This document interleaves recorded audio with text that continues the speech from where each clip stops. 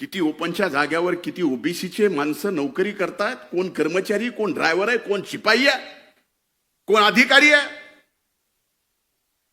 याच्यावरती जर उघड आकृती बंद जर जाहीर होऊ लागला आणि त्याच्या चर्चा मात्र सबंध महाराष्ट्रात होऊ लागल्या, तर खरंच का आपण शिवशाहू फुले आंबेडकरांच्या विचाराचे आहोत असे प्रश्न आम्हाला विचारले जातात. पावला पावलावर प्रश्न आमचे विचारले जातात.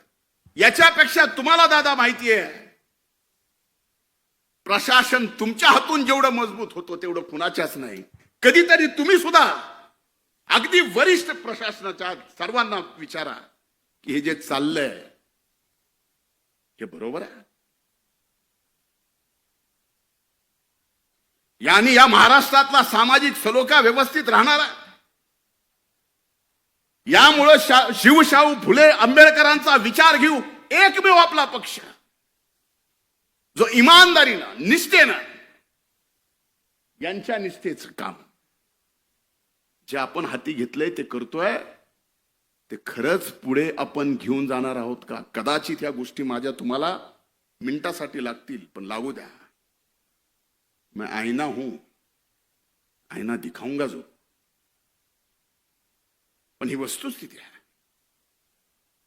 कसं तरी लोकसभेच्या निवडणुकीनंतर सामाजिक सलोखा या महाराष्ट्रात विधानसभेच्या निवडणुकीनंतर बदलला, पण पुन्हा कुठलं तरी कारण काढायचं. हो, बीड जिल्ह्यामध्ये मस्साजोगचे आमचे सरपंच संतोष देशमुख यांची निर्गुण हत्या झाली. ज्यांनी गेली ती गुन्हेगार, त्या कृत्याचं कुणीही समर्थन करू शकत नाही. आणि ज्यांनी केले असेल त्यांना फासावर लटकवलंच पाहिजे. आज प्रत्येक जाती धर्मात 5-10% गुन्हेगार आहेतच. कुणी उठून सांगावं की हो माझी अशी जात आहे, हो असा माझा धर्म आहे, एकही गुन्हेगार सापडणार नाही. सांगा बा.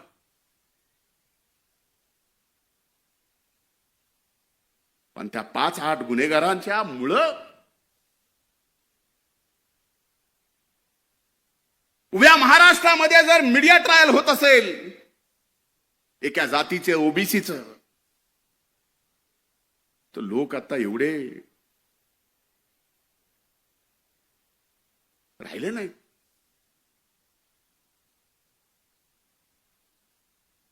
बीडचा बिहार,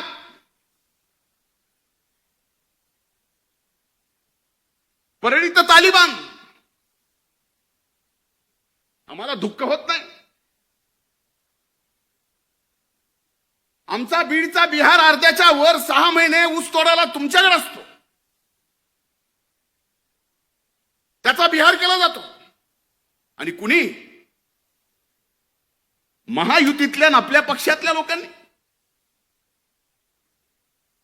परळीला तालिबान केले जातं. जे परळी 12 ज्योतिर्लिंगापैकी पंचम स्थान असणारं, 5वं स्थान असणारं परळी वैद्यनाथाचं ज्योतिर्लिंग आहे. दादा, काही दिवसानं शिवरात्री आहे. लाखो भाविक या देशातले तिथं दर्शनाला येतात. अशा मीडिया ट्रायलनी, अशा सगळ्या एका गावाला, एका जिल्ह्याला बदनाम करून अशा जर गोष्टी होत असतील, ह्याच्यातलं नुकसान कुणाचं आहे? भले आम्ही राजकारणात राहू नाही, संपू, पण पिढ्या ना पिढ्या पुढच्या तुम्हा आम्हाला कधीच विसरणार नाहीत. ही काय करून ठेवलंय? माझी हात जोडून त्या बाबतीतली विनंती आहे.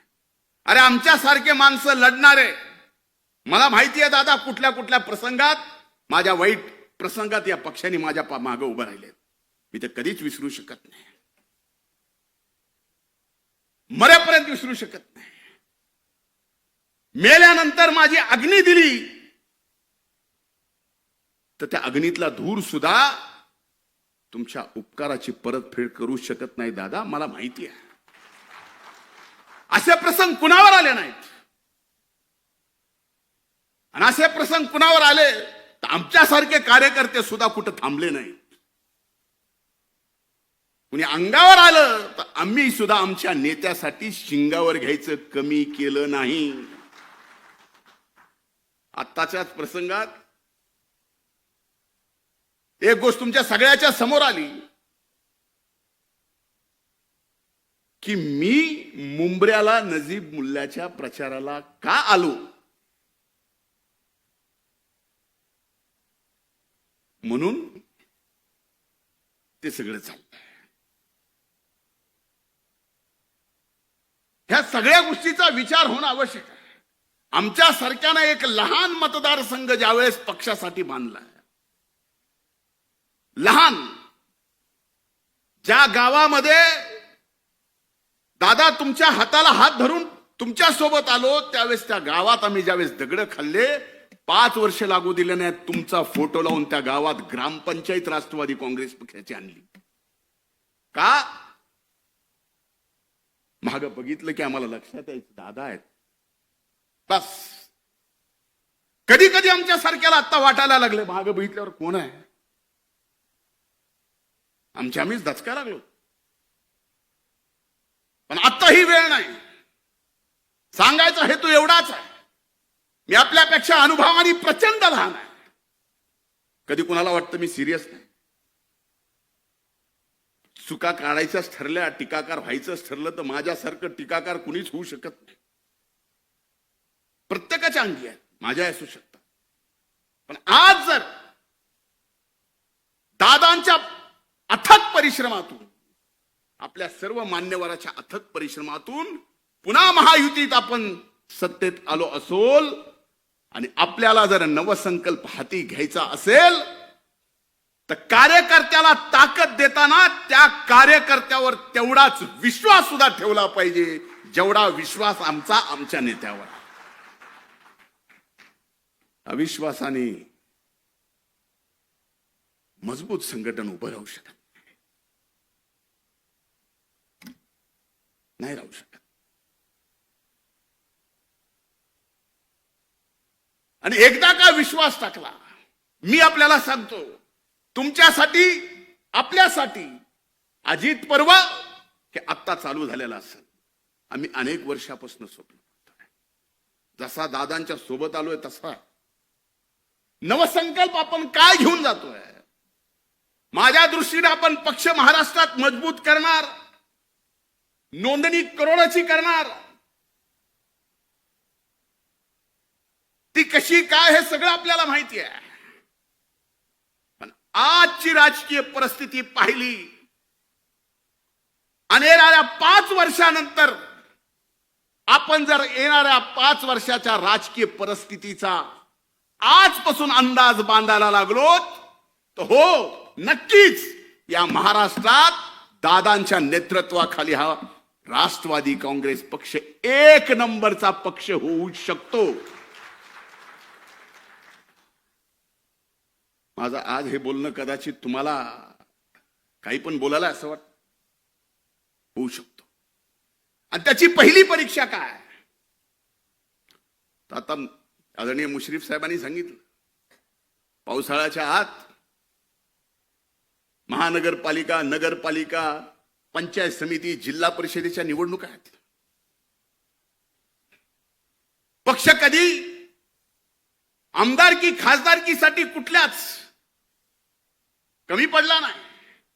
पण आज पक्षाच्या वतीनं मी आपल्याला सांगतो की या नगरपालिकेच्या, महानगरपालिकेच्या, पंचायत समितीच्या, जिल्हा परिषदेच्या तुमच्या निवडणुकीला सुद्धा हा पक्ष कुठंच, कसाच, कसल्याच अर्थानं कमी पडणार नाही. पण आपल्याला जिंकायचंय, हा नवसंकल्प आहे पहिला.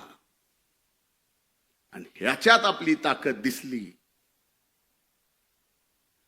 तर पुढे बघा सर्व गोष्टी. मला इशारा आला,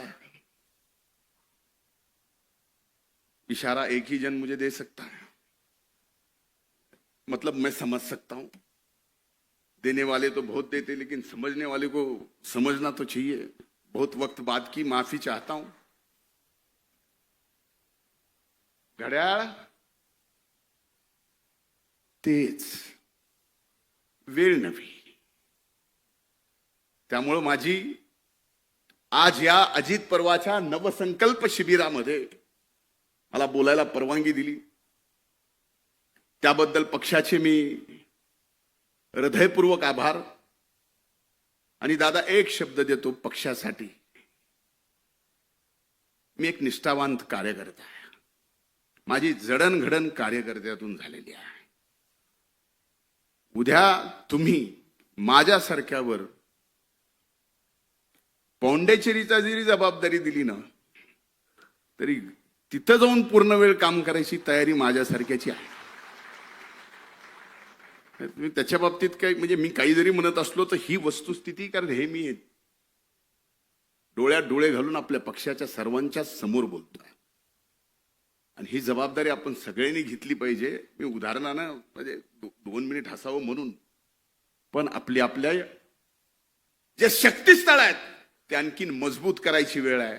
हेच खरा अजित पर्व आहे, हेच खरा नवीन संकल्प आहे. खूप खूप धन्यवाद. जय हिंद, जय महाराष्ट्र, जय राष्ट्रवादी.